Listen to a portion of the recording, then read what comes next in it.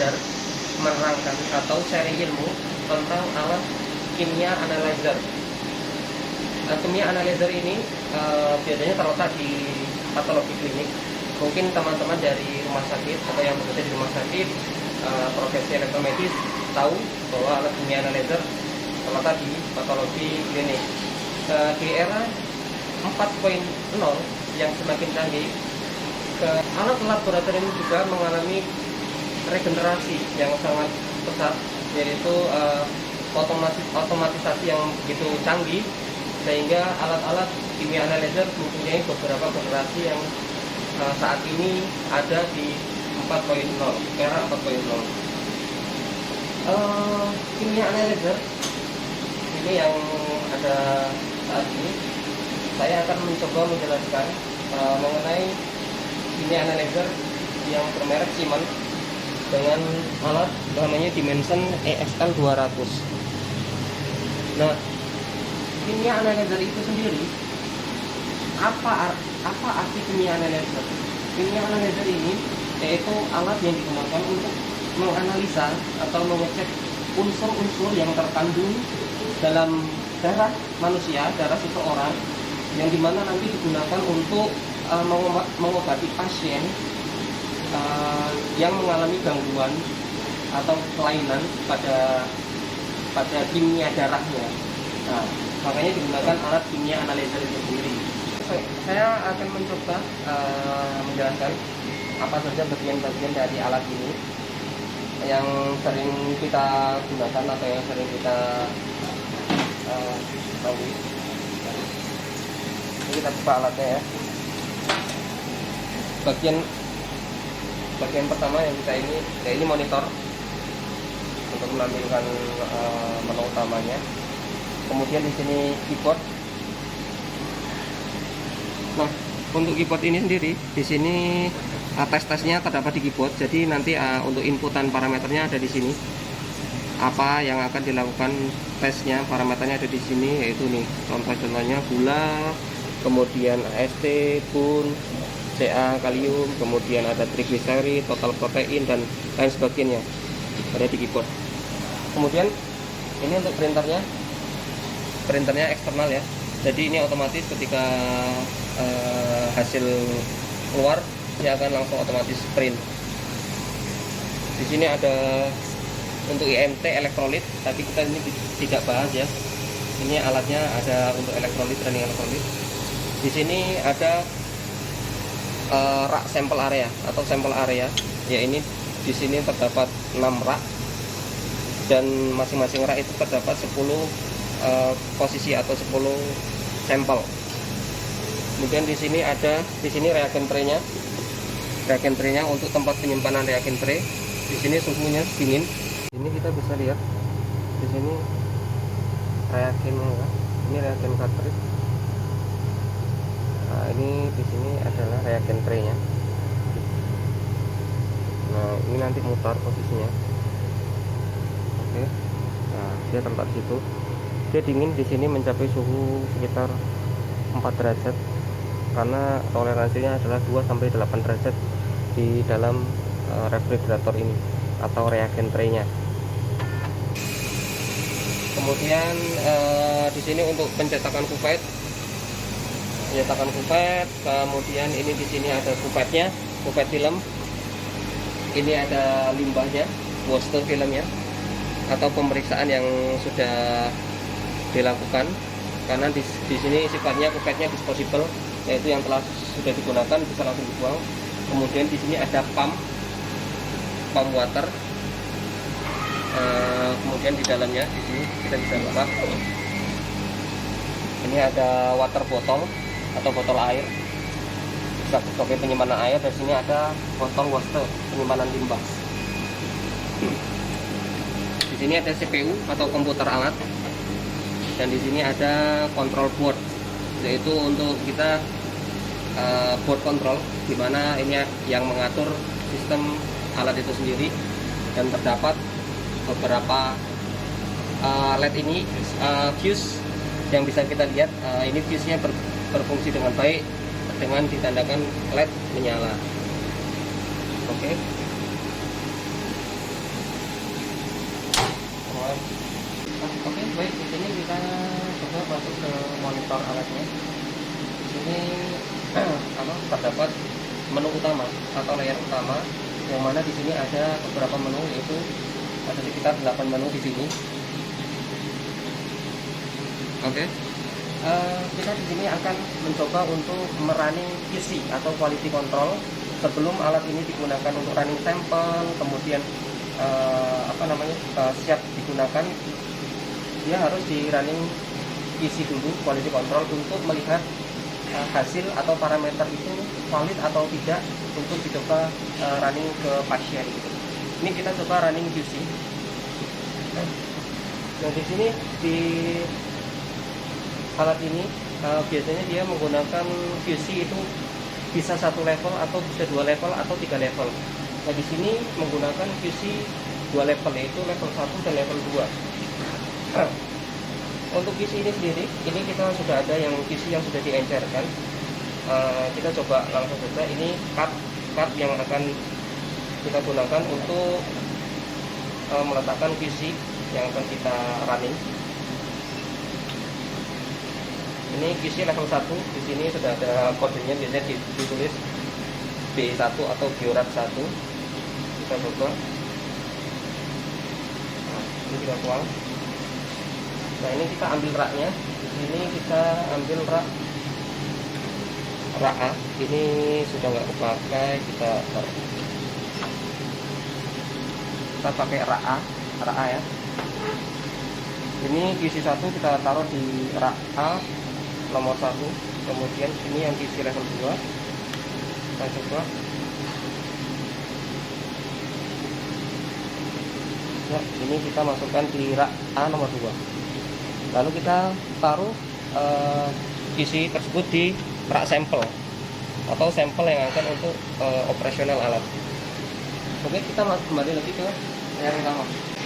Nah, untuk masuk running QC kita kembali ke monitor. Kita langsung di sini ada F1 enter data. Nah, ini bisa touchscreen atau bisa di keyboard ada F1 ya. Kemudian kita posisinya tadi di rak A, kita ketik A, kemudian raknya nomor 1. Nah, kita tekan enter untuk OK. Nah, kemudian dia ke bawah. Nah, ini kita tulis, karena dia Biorat 1, kita tulis Biorat 1. Biorat 1. Kemudian kita enter. Sampel nomornya di sini ada tulis lot baru ini ya. Ini di sini kalau untuk Q1 26461, Q2 62. Ini berarti 26461 untuk Q1, kita enter. Kita di sini akan coba tesnya, kita contoh untuk running QC-nya kita running bulan. Kemudian untuk mode sampel cup-nya ini udah sampel cup. Untuk priority-nya ini kita ganti, yaitu kita next priority di sini sampai muncul di QC. Nah, untuk fluidnya tadi QC1, serum QC1. Oke. Kemudian masuk ke new sample. Karena kita running 2 QC, kemudian kita tulis yang 2 Biorat 2. Enter. Kemudian nomornya 26462. Oke. Kemudian kita enter. Tesnya ini gula. Oke, kemudian priority-nya kita ganti seperti tadi. QC. Nah, untuk fluidnya tadi QC1, sekarang QC2. Ganti next fluidnya di sini sampai muncul di serum QC2. Oke. Setelah ini selesai untuk proses ordernya QC, kita masuk ke F3 untuk load list. Ya, di sini sudah ada load list. Ini list yang akan kita running, yaitu Biorat 1 dan Biorat 2. Biorat 1 serum QC1, Biorat 2 serum QC2. Oke, setelah ini sudah ini, kita langsung masuk ke F4 run. Nah, ini akan proses. Nah, alat sudah inisialis.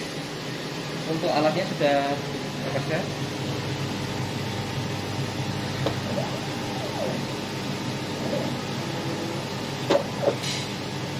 Dia akan inisialisasi untuk penyekenan barcode rak itu sendiri, dimana barcode ini akan menyeken rak yang sudah kita order tadi.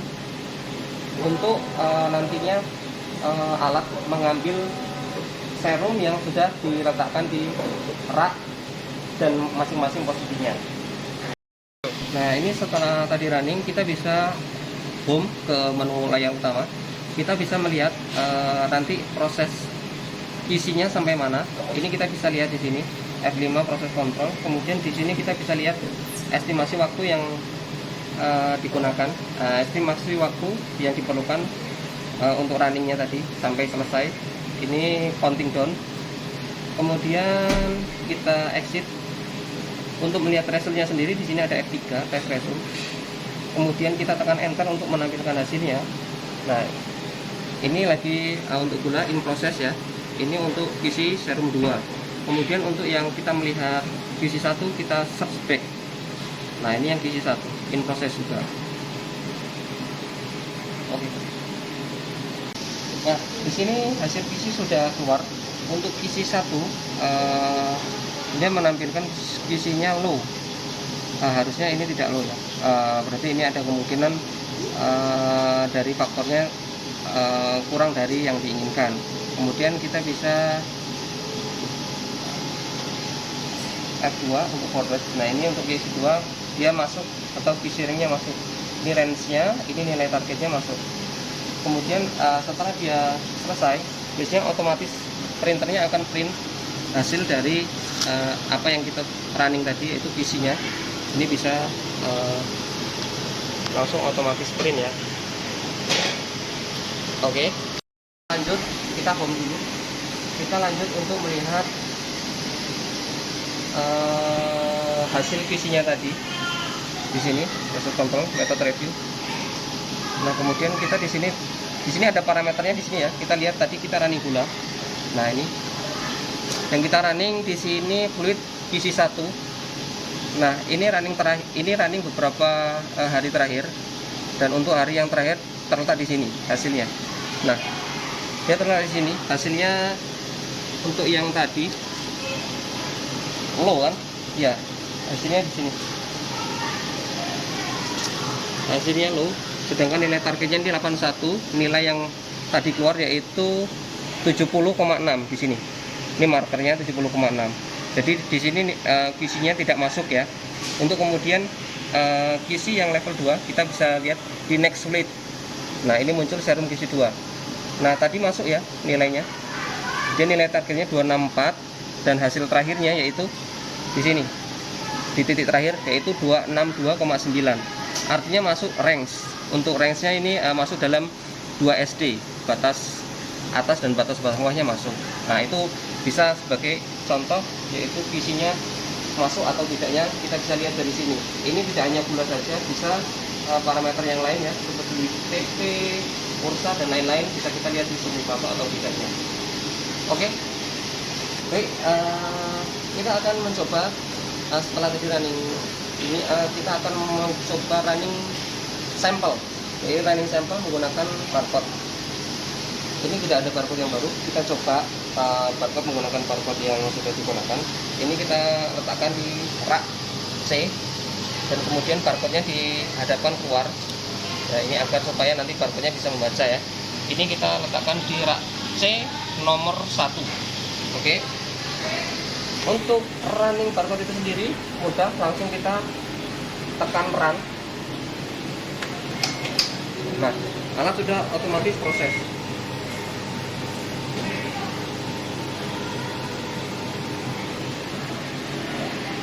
Baik, untuk running sampel menggunakan barcode, dia langsung otomatis running, yaitu pada alat tinggal menekan tombol run pada alat, kemudian dia akan otomatis running sendiri sesuai order yang telah diinput dari usernya atau dari pihak rumah sakit. Apa saja yang akan dilakukan diagnostik atau pengecekan parameter yang akan dilakukan pengecekan. Baik, di sini saya coba akan melakukan running sampel dengan tanpa barcode, atau kita running sampel secara manual. Ini kita ada contoh sampel. Kita coba running, kita taruh sampelnya. kita coba taruh di rak D nomor 1 ya posisinya. Kita kembali ke monitor. Seperti yang kita lakukan sebelumnya, kita untuk enter atau order sampel, kita masuk di enter data F1. Nah, ini untuk running sampel kita posisi tadi rak di D nomor 1, kemudian OK, enter untuk OK. Kemudian ini pasien name-nya kita coba tes. Kita tes ya. Ini sampel nomornya kita coba 1. Kemudian kita akan mencoba running di sini, running gula. Kemudian di sini sudah sesuai sampel cup, rutin, serum. Kemudian kita kalau untuk running single kita langsung pencet F2. Di sini proses single. Jadi untuk sampel itu langsung running sampel. Kalau untuk dia running sampel lebih dari 1, kita bisa new sampel dan kemudian prosesnya seperti ini. Nanti di sampel selanjutnya di D2, kemudian namanya siapa, kemudian running parameternya apa. Kalau untuk ini kita coba running sampel, 1 sampel, kita masuk di F3 di load list, kita supaya bisa lihat ini sampel yang kita akan running di D1. Ini sampel yang dibutuhkan atau yang diambil, yaitu 33 mikroliter. Nah, ini tesnya namanya tes, kemudian serum, kita langsung di F4 run.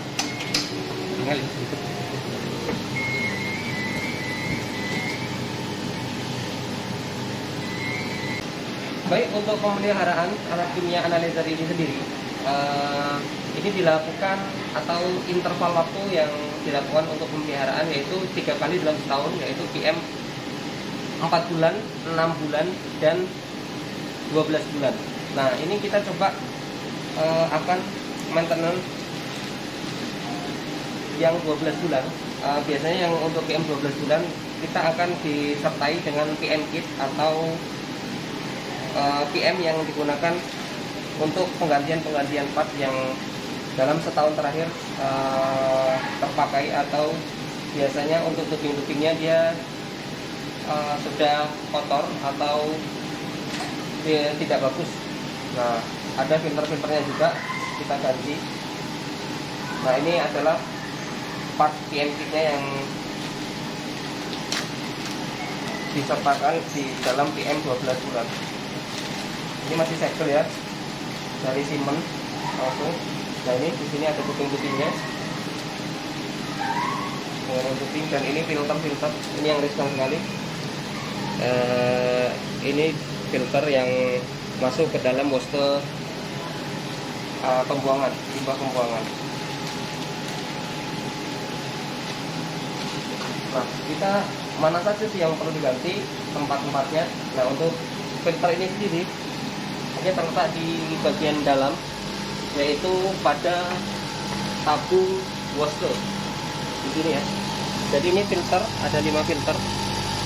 Nah, ini masuk ke tabung hose. Di sini tabung hose ini sendiri adalah menggunakan sistem vakum, yaitu menyedot dari masing-masing port atau masing-masing bagian yang akan masuk ke limbah. Jadi ini filter-filternya sangat rentan sekali apabila dalam airnya itu pengaruh sekali. Kalau airnya tidak bagus, dia filternya akan cepat kotor. Oke, ini yang akan diganti pada PM 12 bulan, yaitu filternya.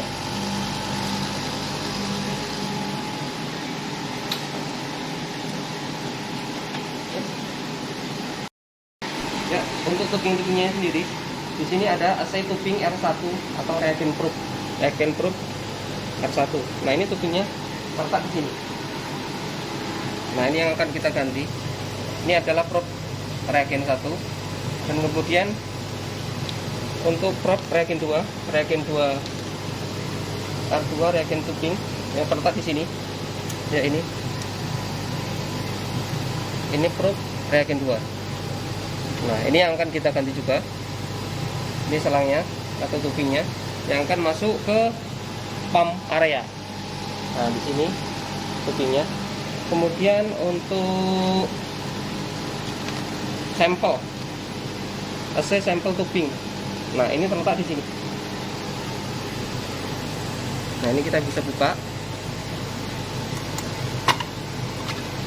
Nah ini tubingnya yang akan diganti, karena riskan sekali. Ini adalah sampel proofnya untuk pengambilan sampel. Jika tubingnya bermasalah atau kotor, mungkin bisa jadi itu menyebabkan kontaminasi pada hasilnya. Nah itu yang diganti pada tubingnya.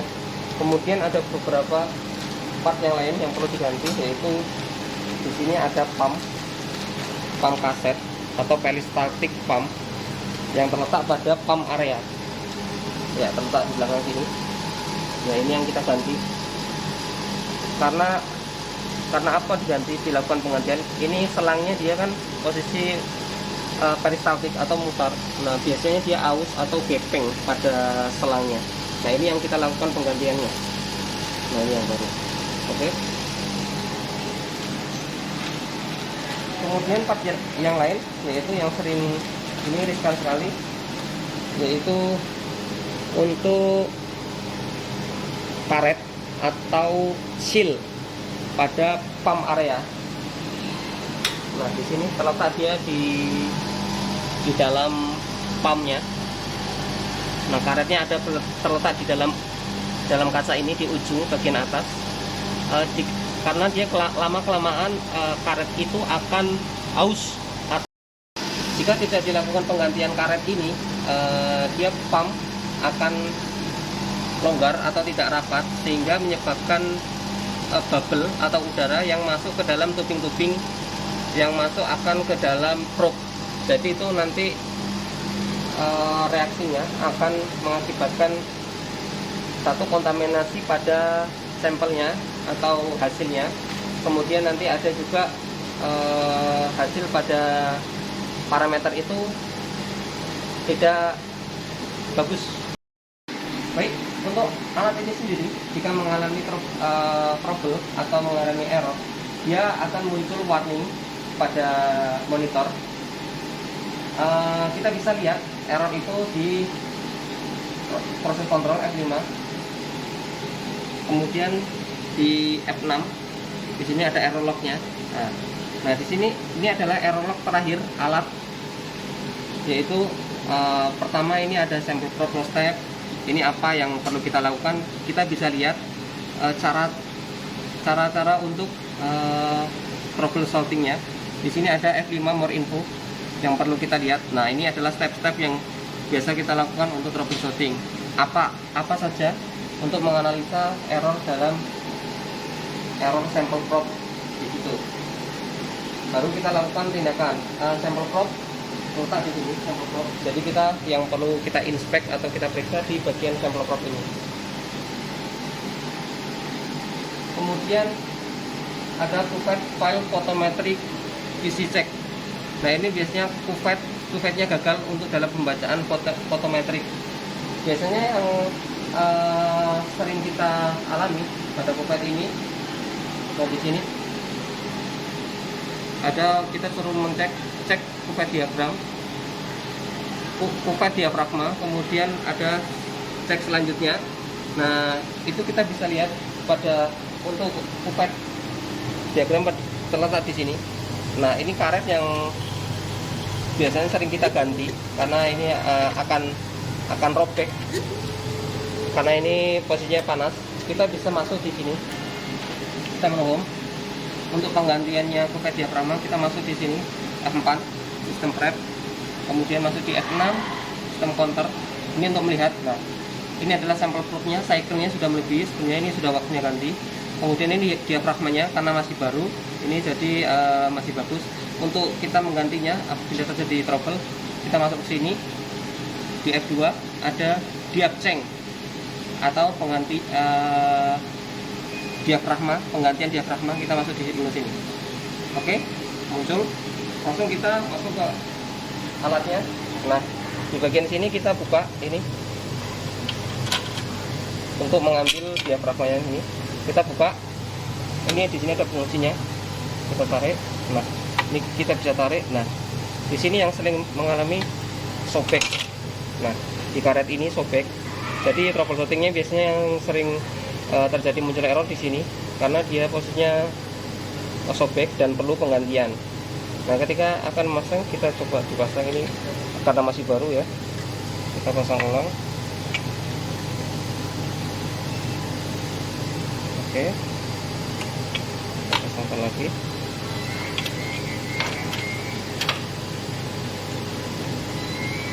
Oke, ini adalah troubleshooting yang biasanya muncul pada kupet diafragma. Oke.